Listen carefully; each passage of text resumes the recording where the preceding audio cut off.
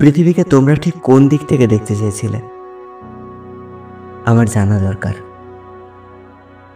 একজন বলল, আমার জুতোর কারখানা যেদিকে, আমি সেদিক থেকে পৃথিবীকে দেখি।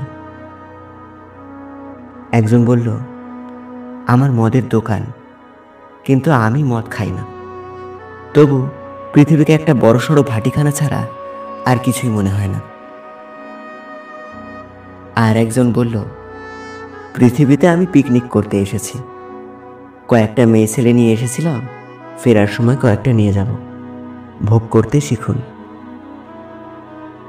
আমি বললাম, পৃথিবী থেকে আমরা যত নিয়েছি তার কিছুটাও কি ফেরত দিতে পারি না?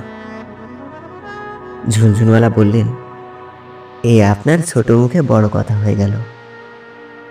আমার খৈনি ফ্যাক্টরি বন্ধ হয়ে গেলে বিহার, ইউপি, এমপি, রাজস্থান সব বন্ধ হয়ে যাবে।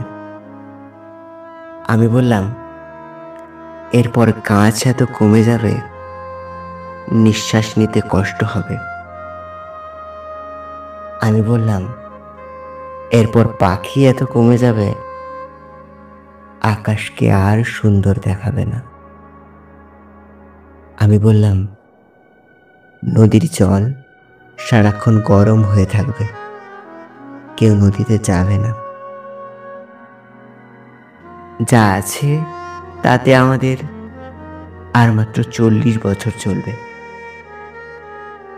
গাছহীন, পাখিহীন একটা মুমূর্ষু গ্রহ ঘুরে চলেছে শূন্যে। কেমন লাগবে সেই পৃথিবীকে?